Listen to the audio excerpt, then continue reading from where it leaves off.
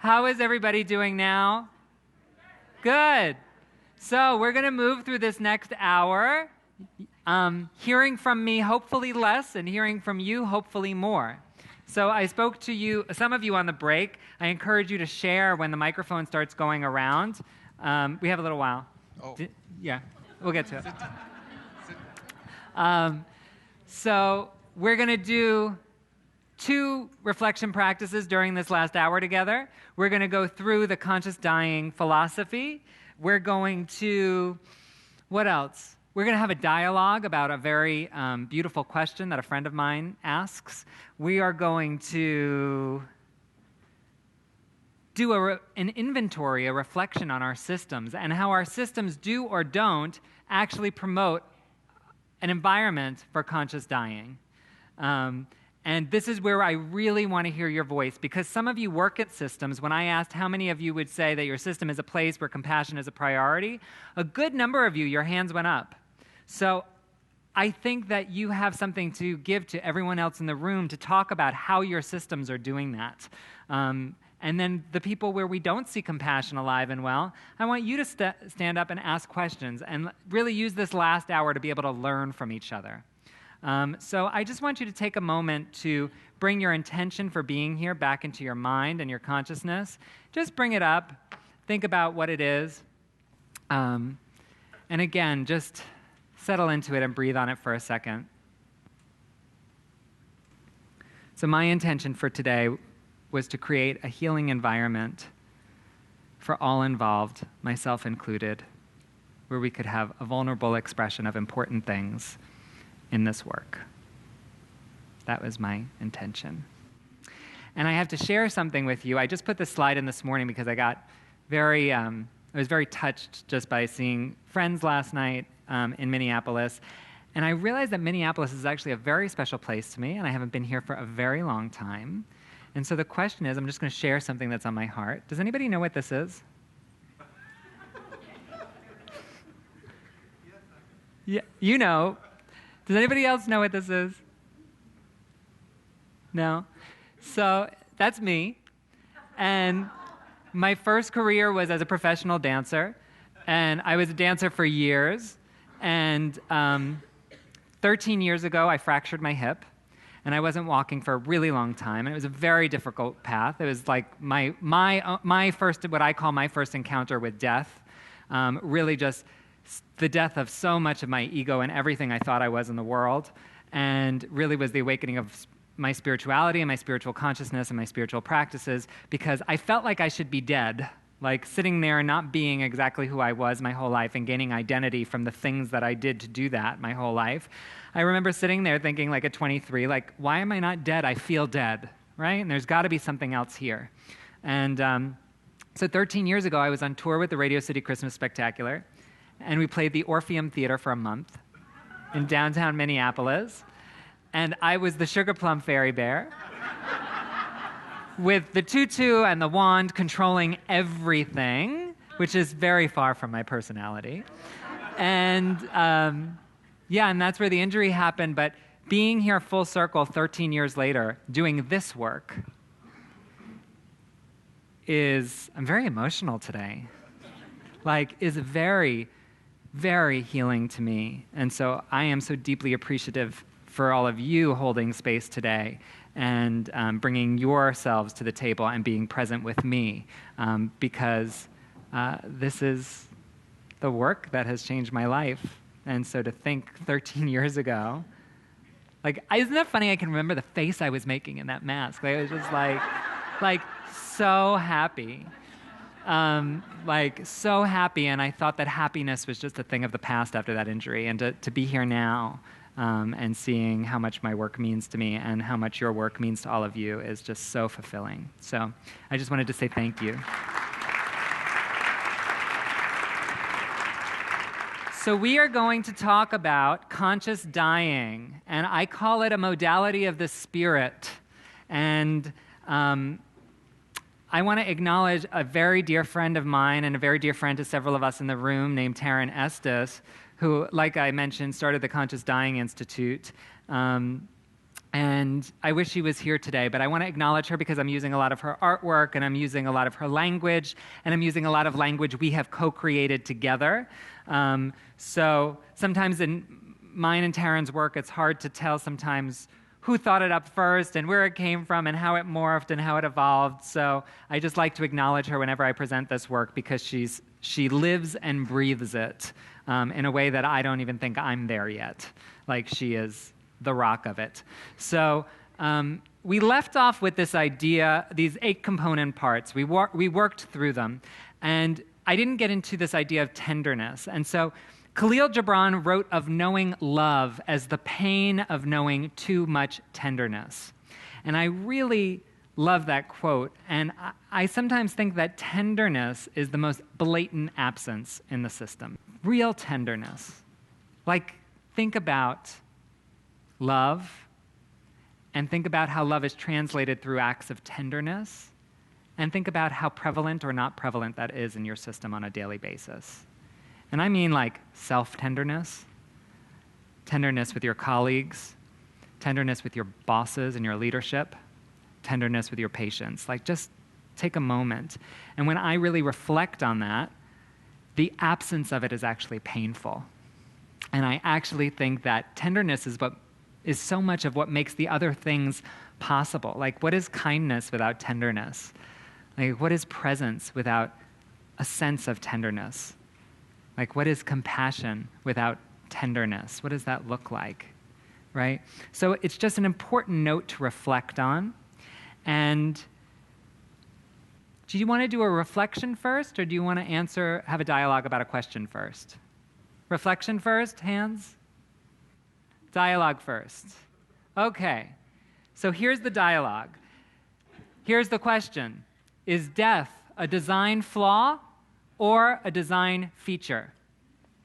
This question is by my very good friend Stephanie Hope, giving her full credit for that. She is a DNP student, soon to graduate in the DNP for Integrative Nursing program at the University of Minnesota School of Nursing. She's brilliant. So she wrote this beautiful reflection that she sent me, and I'm going to read sections of it because her language around it is so gorgeous and so meaningful and so pertinent to what we're talking about and the theme of this conference in general. And so she wrote this 2 years ago on her birthday. She was a hospice nurse by training. She sat by the bedside of, she says, hundreds of patients and families throughout the dying process. She's also a deeply spiritual person and deeply grounded in that spirituality. And she's one of the few people who, when I'm with, like, our spiritual energy and creative energy just are so in sync. She's one of my favorite people to write with and work with and present with. So this is her question. Is death a design flaw or a design feature? So she says in hospice, we show people, and a lot of this is her language, so I'm not going to keep saying she says. A lot of this is her language. We show people as gently as possible that contrary to the gasping feeling in their chests, they are not a fish out of water. This is the water. And she says, our general societal agreement is that the water we are swimming in is called life. And what I'm proposing is that the water we are actually swimming in is life and death. To me, that's a really big statement, right? The general societal agreement is that the water we are swimming in is life. And what's being proposed is that the water we are actually swimming in is both life and death. So you can remember who taught you to ride a bike. You might remember who taught you to do a math equation. But I think many people find it hard to believe who taught us how to die and how to have a conversation about death, or even the wisdom of knowing that dying was something we were going to have to do, right? That dying was actually a part of life. So more likely, if you ask people one-on-one, is death a design flaw or a design feature, they might say, like, yeah, it's a design feature, right? Like, it's a part of life. But as a society, the general agreement is that it's quite a pity, and it is a design flaw. And the general sentiment is that this shouldn't have happened. My favorite line in this paper is, a common cultural reaction to death is, this wasn't supposed to happen, when in fact, from the moment of birth, death is the only thing that was supposed to happen. Whew. So, the culturally appropriate experience of death is what? Like the 85 or 90-year-old grandmother who's lived a long life, is surrounded by her children and her grandchildren on her deathbed in a loving situation, who passes away peacefully in her sleep. And we say, wow, that was a good death. Right? Grandma died peacefully. How blessed we are. But then you hear, well, if it wasn't for that infection, Grandma would still be with us. Right? And so all the other deaths, right? So dying before one's parents, accidental death, death of children and infants, deaths accompanied by struggle and suffering are all bemoaned. And so it seems like this honorable and polite thing to grieve and be respectful of that space and become aware of the statements that are made in our experience as palliative care specialists, like he died too young, or she died after a long and courageous battle, right? So while these phrases seem innocuous, they're all consistent with that should not have happened, right? This is a design flaw. Something is wrong. And so she asks, what do we have to gain from such an expanded perspective of death as a design feature? For one, knowing that dying is something that will be asked of you makes it more likely that you will recognize when someone in your family is dying and realize that to interfere with that process in the hopes of extending life, though seemingly guided by loving intentions, can cause harm. So in an attempt to alleviate suffering, we remove the easy outs, because in natural death, the body has a dying program where hunger and thirst cease. A person moves inward. There's a profound sleep. The respiration's slow. The heart stops. And so interfering with this process, while we're saying we're alleviating their suffering, is actually very often not allowing them to die. And so she says, start with the idea that death is not optional. It is a feature of life, and then work backwards from there. And so when we start to understand that death is a part of the human experience, that there is no separation between death and life, the water we're swimming in is life and death, we start to reframe these societal perspectives and start to recognize death as a design feature. And Stephanie's not saying that it's not polite or respectful or appropriate to grieve and be respectful and say, I'm sorry. She's inviting us to reconsider how we frame death in society to begin with, right? And I just want to open up a dialogue to what's sparked in you when you hear this question and what that brings to mind for you.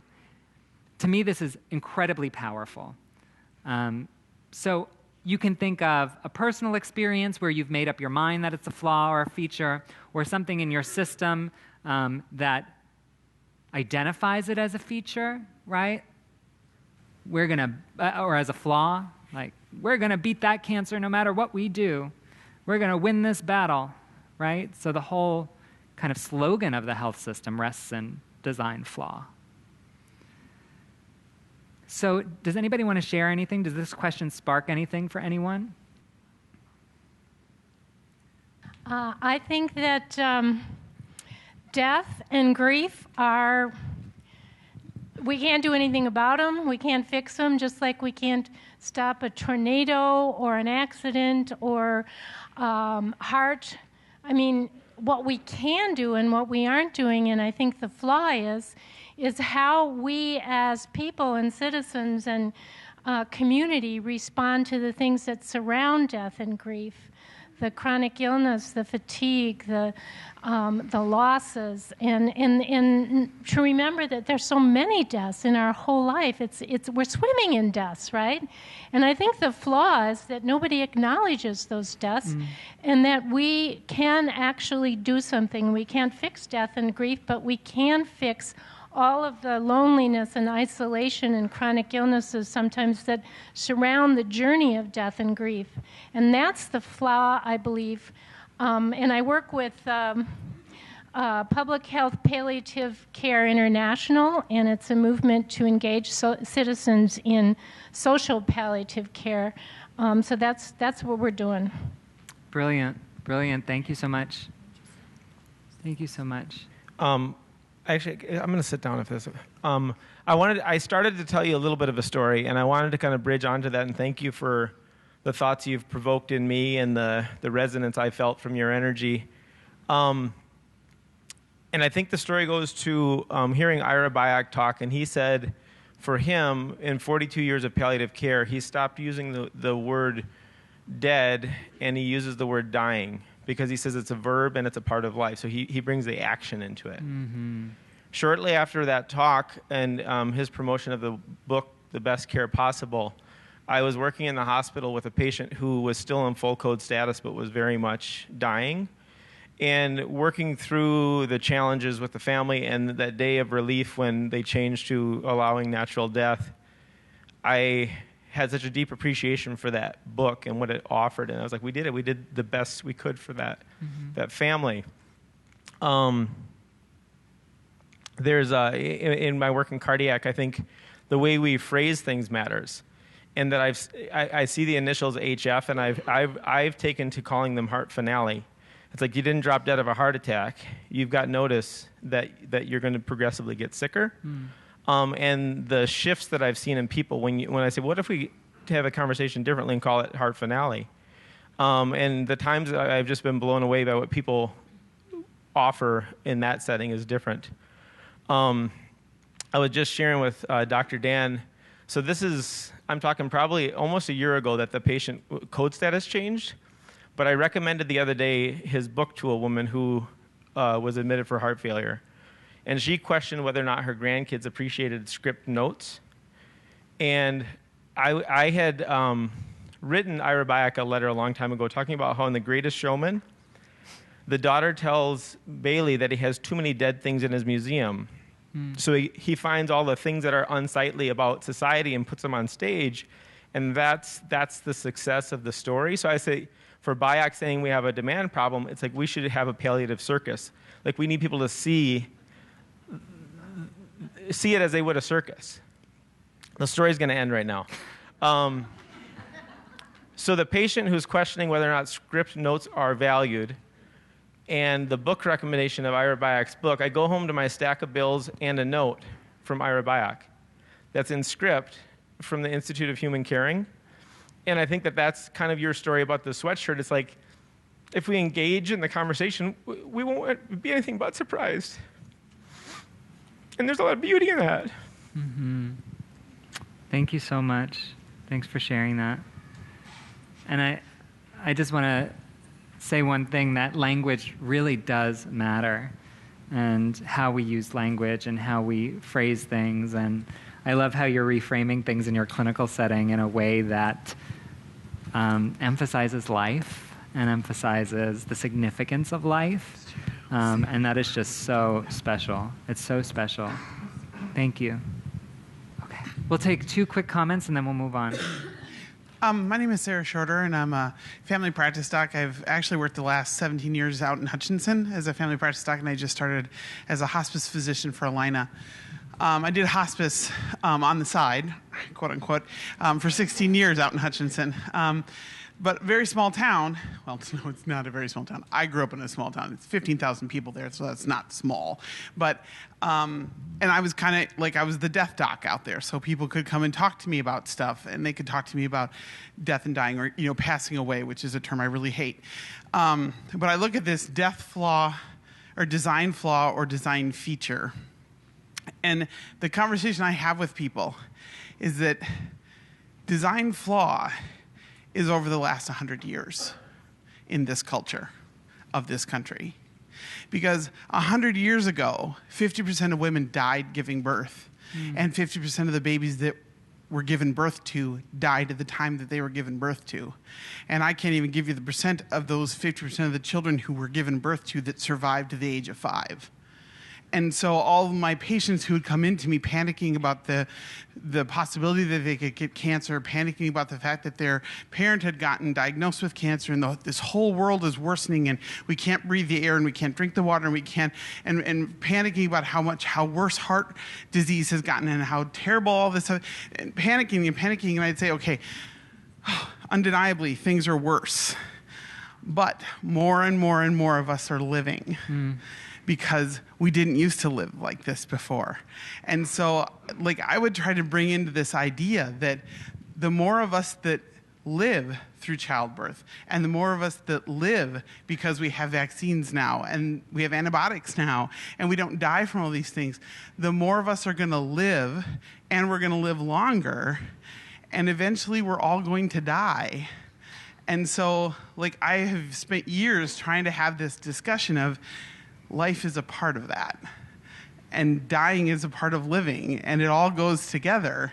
I don't have any conclusion for that, but I've spent 17 years having that discussion a lot, trying to bring that all together and have it not be, and some patients took that and would go, whoa, and others would take that and just, it brought them no comfort whatsoever at the time, and maybe it did later, but and we have a culture that is definitely design flaw oriented, whereas we have to change that culture because it's just different. It's 100 years ago, 200 years ago, 500 years, 1,000 years ago, I think the whole culture was much more design feature oriented. Thank you. Thank you for that. Yeah, it's just interesting. I was having a conversation this morning about how I feel like so much of the design flaw mentality has become hardwired in the American psyche because of a lot of the historical things that have happened in our country, and this fighting for freedom, and this fighting for this, and this fighting for that. So we're going to take one last comment, and then we're going to have there's going to be more dialogue, but for right now, we'll take one last comment. My name's Maggie O'Connor. I'm a retired palliative care doc. So my grandmother died when she was 96, but the last few years, she was very anxious about how she was going to die. And I came in to see her one time. I went over to her place, and she said, she looked fabulous. I said, Gracie, you're looking great. And she says, yep, I had a dream. It's going to be an accident. And I'm like, okay, that's how you're going to go? Yep. And I'm thinking, boy, there are a lot of things that can happen with an accident. But she was not worried about death. That was not the fear. It was how it was going to happen. And I get the feeling these days that that's the part that people want to skip. That's the part they see as the flaw, as the dying part. Absolutely. So good. So good. And the how is where we come in, and the how we do it, and how we, our very way of being and attending to needs and real anxiety, like we talked about at the beginning, anxiety and uncertainty is a real outcome, is a real concern for people. I mean, that is where our power and our contribution lies. So I want to talk a little bit about conscious dying philosophy. Thank you for sharing that. So a little bit about conscious dying. So it's rooted in a caring science ontology. What does that mean? So Jean Watson is a nurse theorist who talks about caring science as really the root of nursing. Some nurses agree with that, some nurses don't. I happen to agree with it. And it is the ethical, moral obligation of nursing to demonstrate, elevate, promote caring, and to protect and advocate for caring environments and for the integrity of the human being at all costs, really first and foremost. My favorite part of the caring science theory is that there is this transpersonal caring moment that happens, where when I come into a space with you, I bring with me all of my past, my history, my story, my narrative, and you come with all of your history and story and narrative and past. And in this moment, we exchange not just our physical reality, but our energetic, existential, spiritual experiences in this world. And we become forever enmeshed. As simple as being in this room together, we become forever enmeshed. You will never be the same after knowing me. And I will never be the same after looking at you in this moment. You have just affected my life. And so the things that we show up, how we show up, right, matters and affects people beyond any conception of the present moment, right? It connects us to a greater unity in our humanity, that we truly affect the future narrative and story of the person we care for. So years ago when I was an ICU nurse, I was working in, and this is like one of these cool moments where I saw theory and practice, where I was like, that's it! Like, we talk about nursing, I get very excited about it, but like we talk about theory and there's a lot of questions like, does theory have a role in practice and all of this stuff? And I'm one of those people who really thinks it does, because I watch theory materialize in practice, maybe because I look for it sometimes, maybe because I drive it, who knows. I was working in the ICU in a major urban academic medical center in New York, and the hospital was famous for these like little elevators that were like sardine tin cans, and everybody in the morning would like get on the elevator like crammed to go up to their floor, and the ICU was on the 15th floor, and I had my coffee in my hand, and this is a very important part of the story because I had not yet drank my coffee, and like those of you who know me, like, don't talk to me before I've had my coffee. It's like not a big thing. It's just like a personal preference. And I get in the elevator, and we're crammed in there. There's about 20 people in a space made for probably more like 12. And across the elevator, all of a sudden, I hear a woman say, "Ah, you're Billy Rosa." I haven't drank the coffee yet. Like, you need to get that. Like, and I'm a New Yorker, so I'm kind of like, was that anger? Was that joy? I couldn't figure out the emotion. And like clockwork, I swear a movie could not have written it better. The elevator door opened, and all 18 people, except for me and her, got off the elevator. And I looked at her, and I kind of said, like, so how you doing? And she said, "You took care of my mother when she was dying." And immediately I thought to I still couldn't figure out the emotion. And I said, okay. I did not recognize her at all. And I said, okay. And she said, and she started to cry, and she said, "And you took care of her like she was your mother. And you took care of me and my sister like we were your sisters. And do you know that to this day, every time we talk about my mom, we talk about you?" And I had this moment where I was like, first really grateful that I did good work. Like, first, like so relieved that I was like, whew, got it. But second, really present to the idea that this was not about me being like a great nurse. This was about how I chose to show up for another human being. And that had I chosen to show up out of integrity and provided poor care or care that was negatively received, that would still be with her too. And every time she spoke about her mother, she would still speak about me, but with anger and resentment, right? Like, that is real power. That is incredible to me. And that's the transpersonal caring moment. Like, in reality, every time she talks about her mom, she talks about me. I personally, as a human being, cannot think of a higher honor than that, right? That we are a part, and so many of us do that in our work. Like, we are a part of people's life experiences. So conscious dying starts from this framework of caring science, not caring as, again, a gentle or fragile idea, but caring as a reliable, dexterous science that can be applied across settings and that you can fall back on in moments when you're really not in a caring mood. Right? Something you can rely upon. So conscious dying is about restoring death to its sacred place in the beauty, mystery, and celebration of life. So it's about understanding that life implies death, death implies life. There is no one without the other. We only know we're alive because people die. We only know what it feels to be alive because we might die. Right? It seeks to renew the purpose and art of caregiving as a spiritual practice. So this is where we really see the merging of not just physical intervention in the hospital system, but also real spiritual practice, starting to think of how we move and how we engage and how we interact at a deeper spiritual level of connection, spirit to spirit. Embrace an ethic of evolving human-centered care, so the definition that I read earlier, and then promote healing and wholeness for all. And I cannot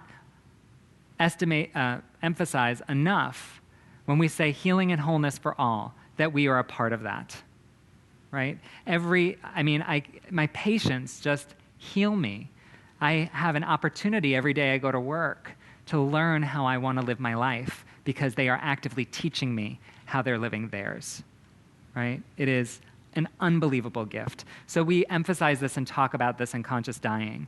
So we say we start with the end in mind, not death as a morbid fascination or emphasis, but really death as a reality, death as something that will affect all of us, whole, held, and healing, stewards of the great mystery. That's some of my favorite language when you think of stewarding in a mystery, right? It connects to mystery as one of the component parts of compassion that we talked about earlier. You're going to start to see a lot of connection with the language here about everything we talked, both in the literature and things I've presented.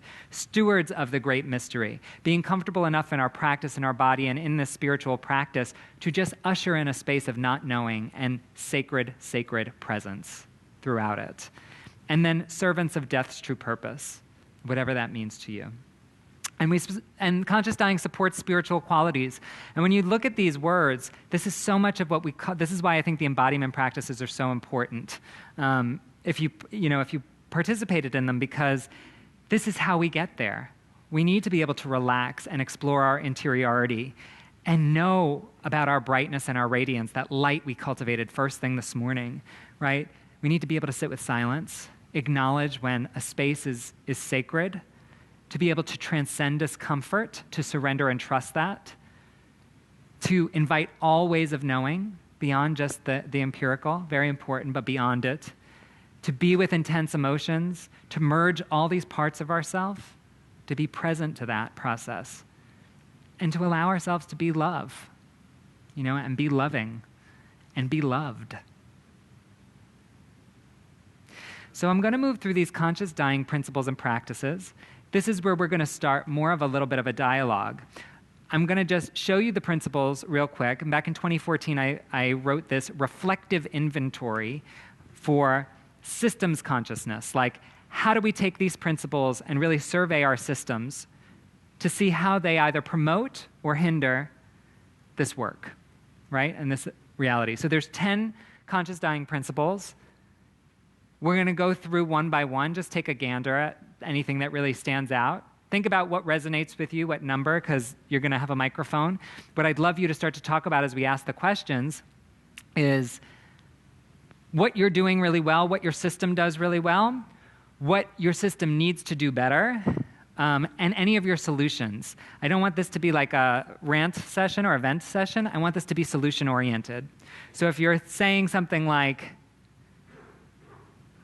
we don't do a good job of honoring other people's beliefs, and it really pees me off, then talk about what you can start. Or somebody who does that really well, jump in and just support each other in how we can take steps toward that.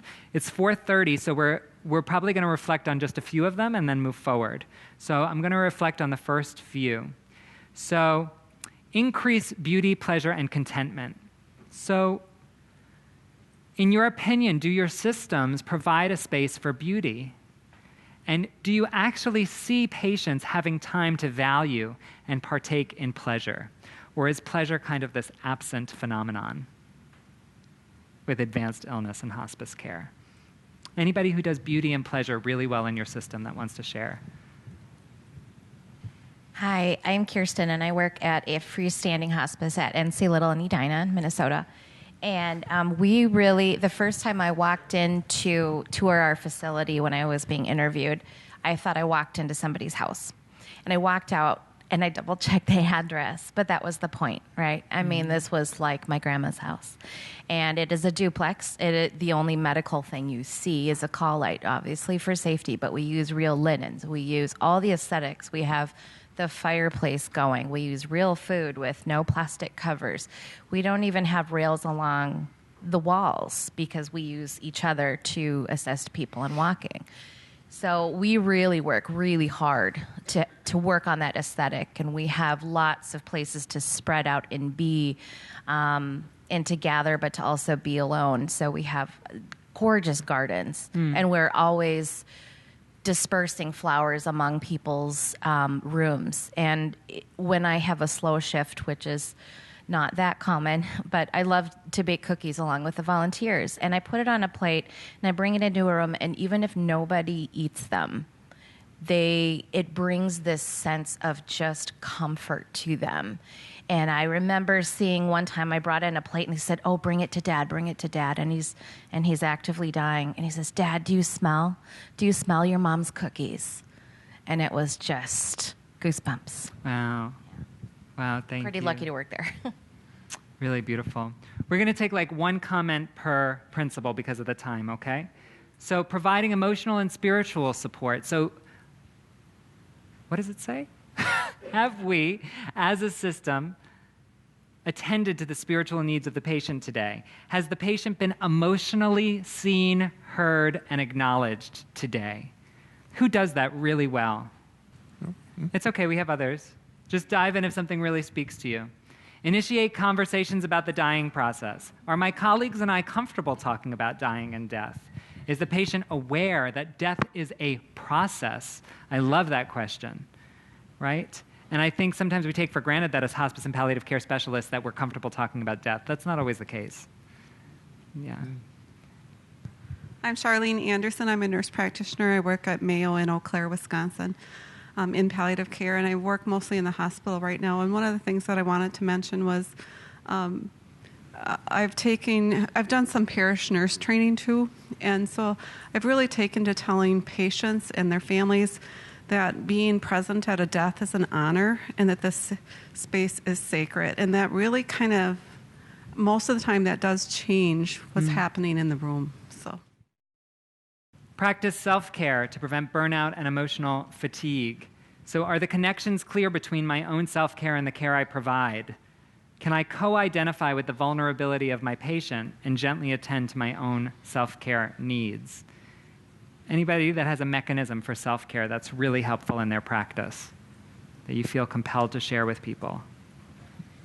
About a year before I retired, I realized that my team would drop kick me out the door pretty soon because I was burned out. And I said, "Okay, Maggie, every day you have to think of one thing that was good here at the hospital, not anywhere else." And it was transformative, just that simple. Just that simple. Practice. That's really great. Thank you.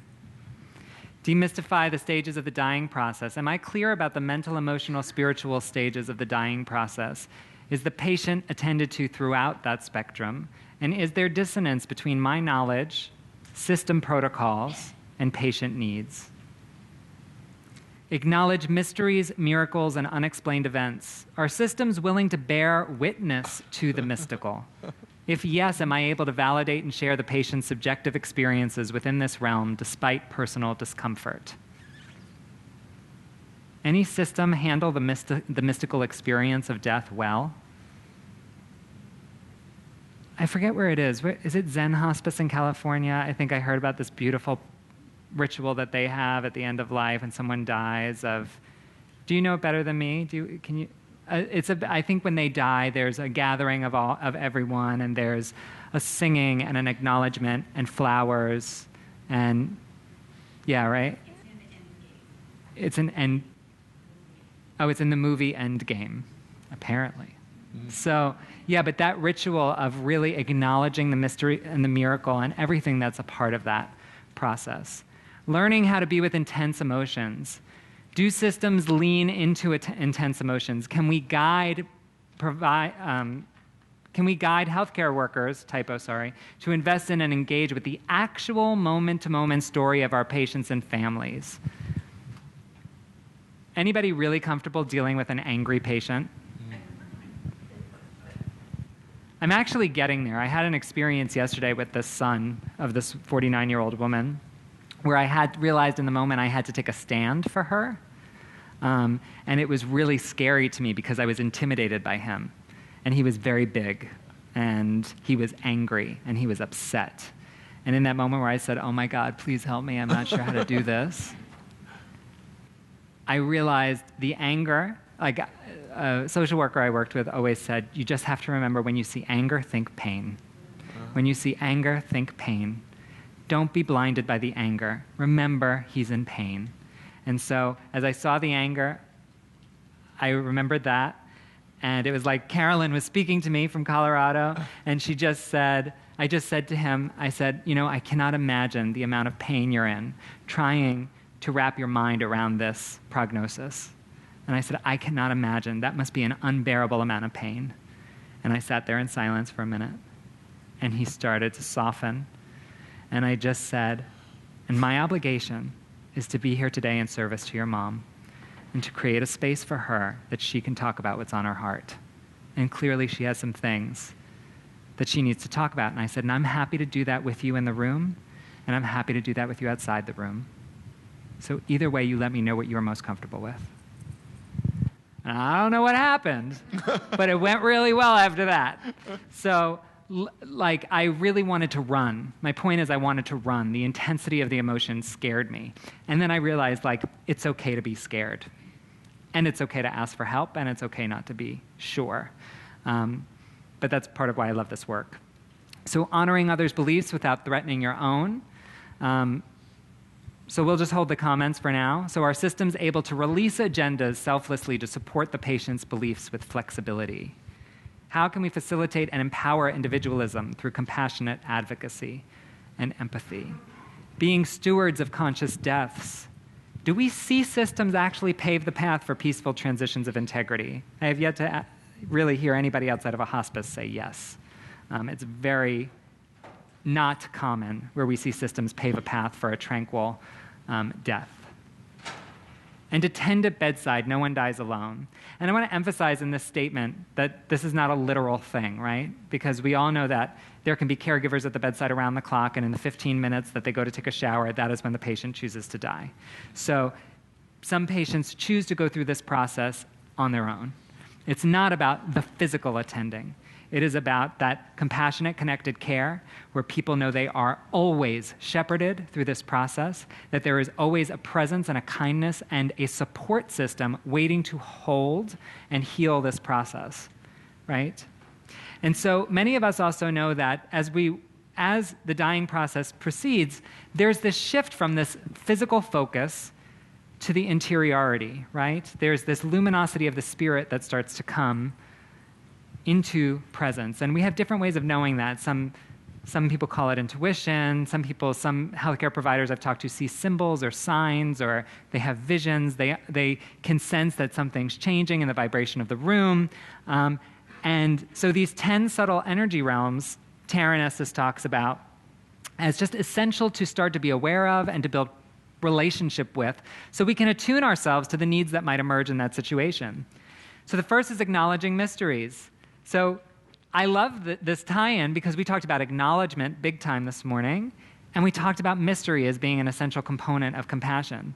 So in acknowledging mystery, we're really talking about reverence, having reverence for the unknown, having reverence that we don't have the answers, having reverence that we're walking into a sacred space.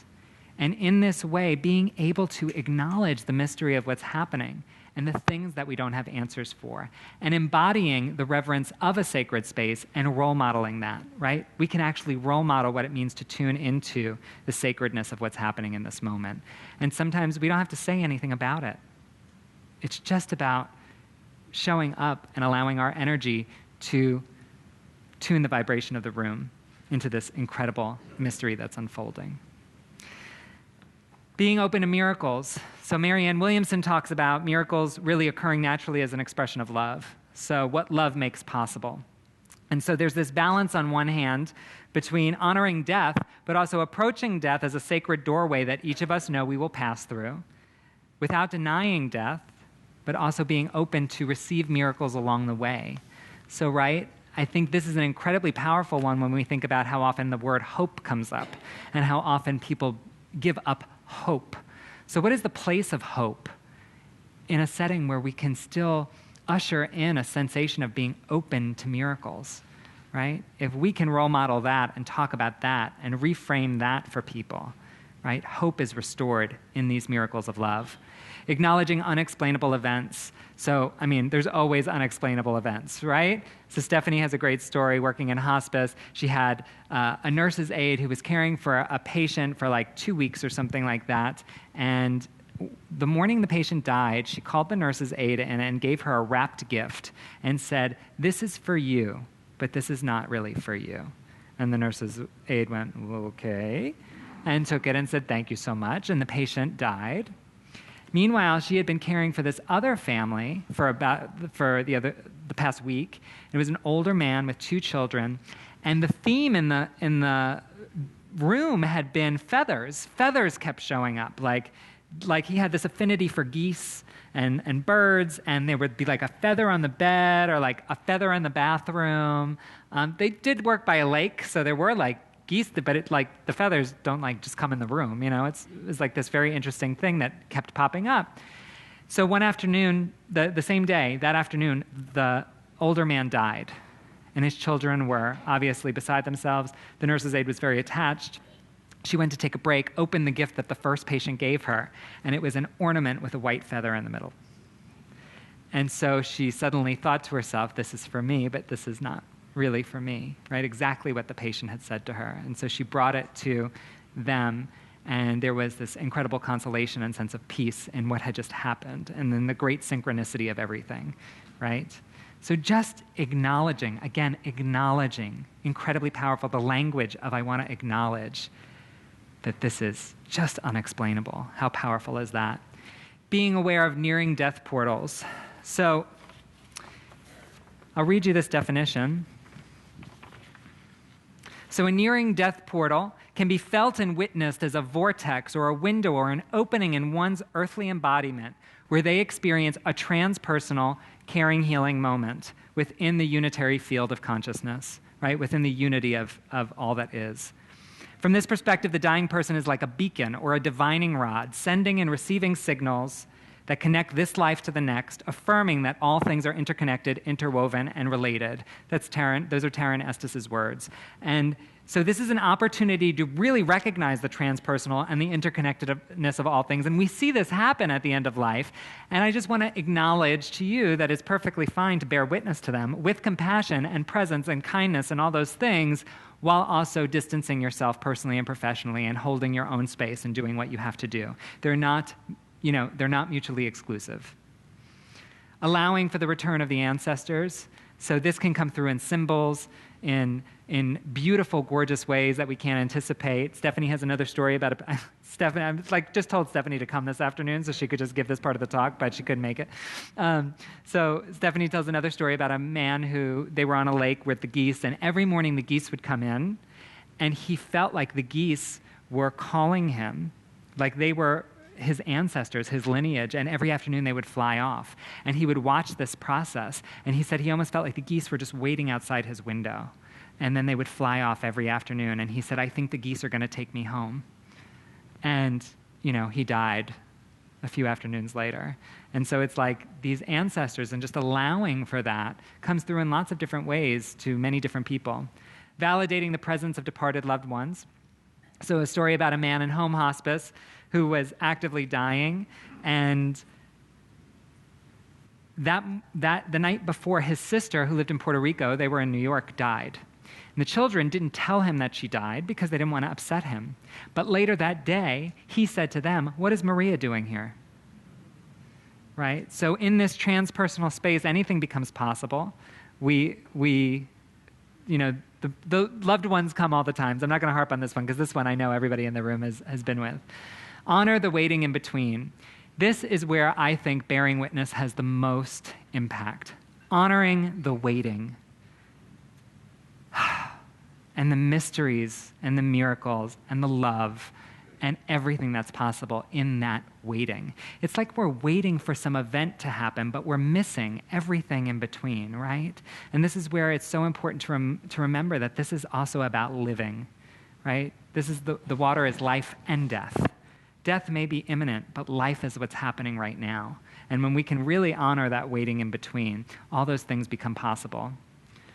Protecting the time of crossing over. This means energetically, spiritually, emotionally, mentally, physically, right? Creating sacred space, role modeling what sacred space looks like, but also energetically endowing that space with intention that this will be a peaceful and a supported crossing over. And then the last subtle energy realm is imagine breaking into light. And I love this one because we started with an imagery of us in light. And so often people talk about the light. And if we can hold that imagination and that space for that light, and we can feel it within ourselves, we can actually merge with it in this beautiful way that our work really does move to a whole different level of significance in the universe. A whole different level. So this is the ugliest lotus you'll ever see. So this is an article I wrote with Stephanie Hope, actually. And we're both doctoral students, so we didn't have money to hire an artist. But we basically said the whole point is that at the center of this work is conscious dying. And it's enfolded by these qualities of presence, humility, right? Curiosity, really a naive curiosity to say, and when I'm really caught up in whoever said that about judgment or somebody I don't like or something, I try, I'm not perfect at it, but I try to lean into naive curiosity, right? Just the question that I ask myself is more about, especially if I don't like someone and I still have to care for them, is more about who are they without their mask? Who are they really? And it always brings up for me the following question, which is, who am I without my mask? Who am I really? And as I reflect on that, there's an instant connection. Even if I don't like you, there's this instant connection of our humanity that just reminds me of how to be of service. A willingness to just show up and be present, and again, the reverence. And that's enfolded by these 10 conscious dying principles and these 10 subtle energy realms that gives us a truly holistic paradigm and way of approaching all of this work. So I have some healing modalities in here. I'm going to fly through them because I have a last 4-minute reflection practice that really ties the day together, and I really want to get to. So if you have questions about specific integrative modalities, please know you can ask me about them. Also consider, I don't think this is a financial conflict, but consider there's a book called Integrative Nursing by Mary Jo Kreitzer and Mary Coyton, and there's a chapter on end-of-life and palliative care and integrative modalities that we can use in this context. So there's all types of emotional interventions, spiritual interventions, physical interventions that we can use. Many of you, how many of you work with modalities or have access to teams that have modalities? Okay. Can the people, just do me a favor, sorry, who have experience with modalities or have teams with modalities, just stand up for a moment so that other people who are more curious about it can network with you afterward, please. Yeah? So everybody yeah, that's great. Just take note if you're interested in modalities, touch base with these people. They're good resources. Okay? Thank you for doing that. I appreciate it. So we talk about life review, right? Either a structured question and answer or just an open forum for somebody to have this reminiscent therapy. We talk about music, right? Music thanatology, like harp and vocals that are specifically geared toward the spiritual and the physical needs during the dying process.